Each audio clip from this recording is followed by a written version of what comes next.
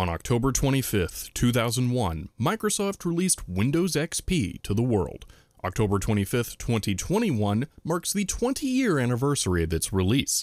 As a way of celebrating this, I thought it would be fun to build an all-new Windows XP gaming computer. And this isn't just going to be another old computer build. This is being done with all new and unused period-correct parts. Though these parts aren't quite from 2001. With how long XP stuck around, I needed to make sure this build could run everything meant for XP, so I had to pick a benchmark to hit. Enter Doom 3. Released in 2004, Doom 3 became a new standard for performance and makes for a perfect target to aim for in an XP build. So I went for the best GPU available for it, an NVIDIA GeForce 6800. I was able to get my hands on a 6800 GS, which was a revised version but has similar performance to the GT model. With that part picked, I started to gather the remaining parts to complete the build.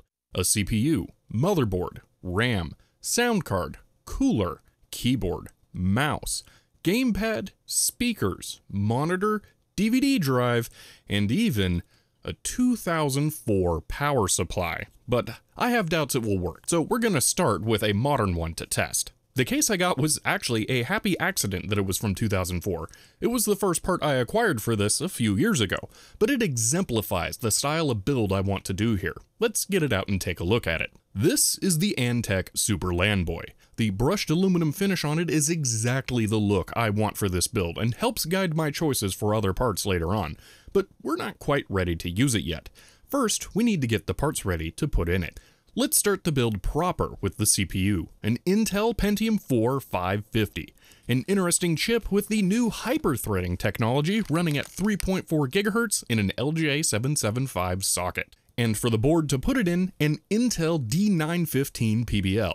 Not my first choice for features overall, but it should be good hardware and came with some specific features that I definitely wanted to have with known quality software support. Since this is an LGA CPU, installation is going to feel very similar to modern builds because not much has changed since this time. To cool this chip, I won't be using the stock cooler. Instead, I picked up a Zalman copper cooler with an awesome radial heatsink design. Putting it on wasn't bad once I actually read the directions and stopped trying to put the bottom plate on upside down. For the RAM, I'm going massively overkill, maxing out the hardware at 4 GB of 533 MHz DDR2 PC4200. This much isn't going to be supported by the software though, due to the 32-bit architecture limits. Next, we can't forget about the graphics card. With its NV42 GPU and 256 MB of VRAM, the 6800 GS was one of the first GPUs to natively run on the PCIe bus rather than use an AGP bridge chip. We're almost ready to try turning it on for the first time now. We just need to get the monitor out so we can see the results.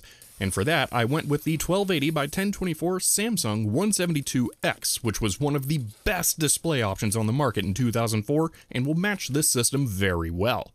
And oh dear, this monitor was not new old stock like advertised and is actually pretty rough.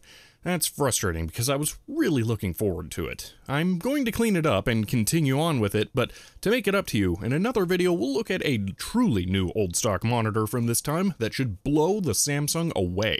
Now we're ready to see if the system will post. I've hooked up the test power supply, so cross your fingers. Excellent. I was so relieved that it all worked because these parts come from the middle of the capacitor plague, when caps were failing while the parts were still in use, let alone around 20 years later. Thankfully, Intel used higher quality parts on this board, but I'm just counting myself lucky for the GPU. This does bring us to the other power supply though, to see if we can go all out with period parts here.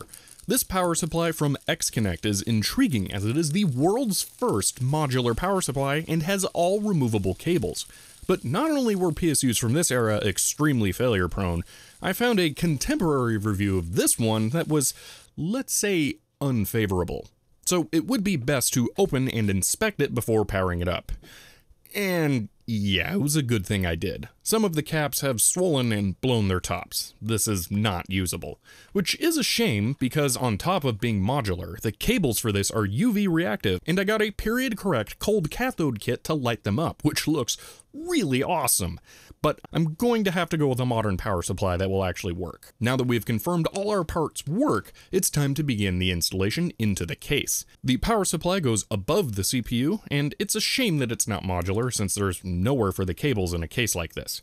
After installing the rear plate and the standoffs, the motherboard can be dropped in and screwed down. Next up are the hard drives I'll be installing, which are pretty special. Two WD-740 74GB 10,000 RPM Raptors that I'll be running in RAID 0. This is pretty much as fast as you could get for storage in a system like this. I had to get cold server spares to find some still new, but it was worth it because these are going to be a lot of fun.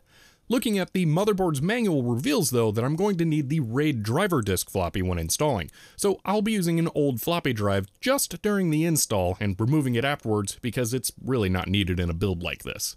For the optical drive, I'll be going with a Sony DRU-810A DVD-RW drive that unfortunately didn't work with its prettier faceplate because of the door on the case. And normally I'd wait until after the OS install for the sound card, but it's all that's left, so let's put the Creative Audigy SE I have in there now. The onboard audio would have been fine, but I'm curious to play around with the EAX features later, and because it matches my speakers, which are a nice 2.1 set from Creative that has pretty sharp looking little monitors on stands with removable grills. The woofer is the center where everything connects, including a cabled remote for power, volume, and bass level. Less awesome is the keyboard. 2000s keyboards are all terrible, so there really wasn't a good choice to go with. I went with the recognizable wireless Comfort Keyboard 4000 from Microsoft, which is not very remarkable, and whoever decided to lump all the F keys into groups of 3 instead of 4 should be barred from all future hardware design. It also came with a mouse, but it's not even the IntelliMouse and can be easily improved upon. So I went with the Logitech MX700, which may just be the first wireless and rechargeable gaming mouse with its high DPI sensor. It's pretty much perfect and I really like it. At least I did after I scrubbed off the liquefied rubber coating it had. New old parts can have their gross, sticky downsides. And that's it. The computer is in its final configuration and all together. This case was way better to work in than I thought it would be. It's also incredibly light with its aluminum construction. I don't have a scale handy, but it feels like it weighs half as much as a 40-pound water bottle. The only thing left is to get the floppy drive connected temporarily so we can load the RAID driver. With that, we have everything ready to begin the install. So let's get that copy of XP open and pop the disk in. Before I can install, I need to set up my RAID array, which is done with a BIOS level tool. After that, I can load the drivers when booting the CD, and then I can use and format the RAID, which took about a half an hour. Installing goes smoothly and quickly from here, with just a few things like needing to make an admin user and set up your time zone. Then, after a couple of reboots, we're ready for the first boot, which is a bit of a treat on XP.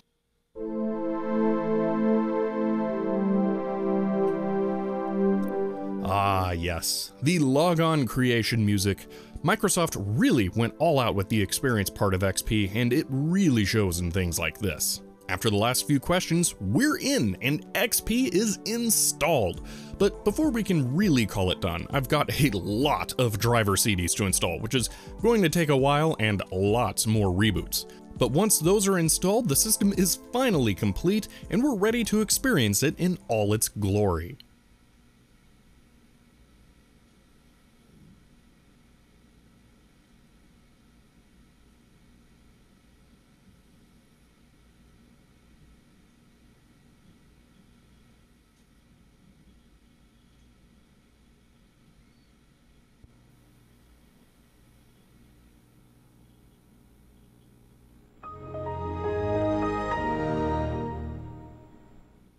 That boot time is so much faster than I'm used to for Windows XP. Those 10K Raptor drives are really something. There is one nagging thing though that will pop up after booting, the activation prompt. Windows XP is long past its support period, even though it had multiple extensions, including after Vista was released, which some people were actually so disappointed with. Computers that came with Vista were sometimes offered with an option to downgrade to XP. But there is actually still an official way to activate XP using the telephone method, and it still worked perfectly when I did it here.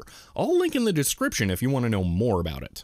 The system is now totally finished, and we're ready to see if I met my goal of building a computer to run Doom 3. But I have one more part to add that ended up being more important than I planned. A Belkin SpeedPad N52. I've always been curious about these partial keyboard controllers, and this was one of the first. But I ended up needing it because it turned out that the Microsoft keyboard would drop inputs when moving any mouse for some reason. So to actually play anything, I had to use the SpeedPad. But with that, we're ready to see Doom 3 run how it was meant to.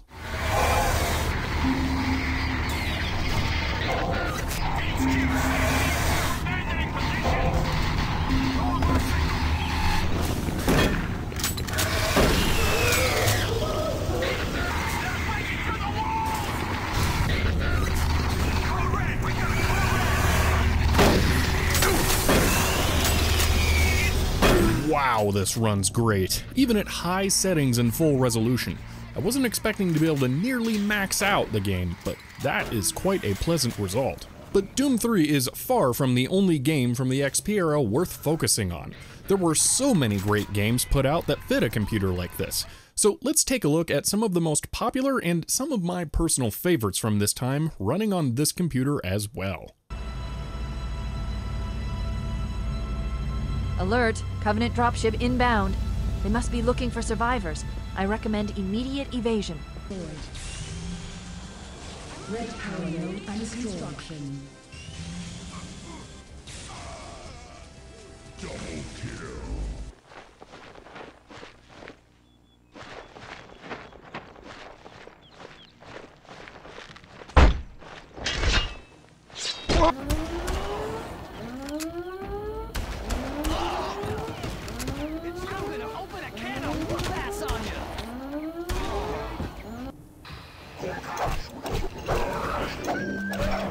Much better than the old wrench.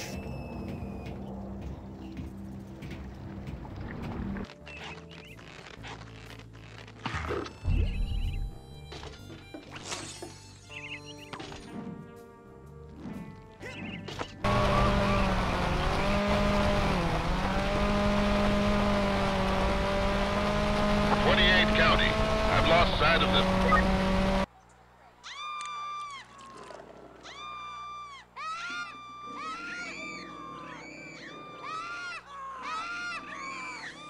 Oh man, this has been a fun project. I actually forgot how much I like having an XP computer around for these games, and it has been a bit of a nostalgia trip for me.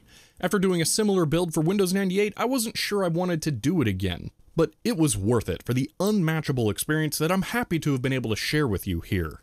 It's a shame about the monitor, which was the only part that wasn't actually new, but like I mentioned, I have more plans in the future for this build that will include taking a look at an even better monitor, fixing the power supply, adding new software, and more. I hope you enjoyed this process of building an all-new Windows XP computer 20 years after its launch, and if you want to see more of what I do with it, you may want to subscribe. Thank you to all my supporters who made this video possible during a challenging time for me, but that's all for now, and I'll see you next time.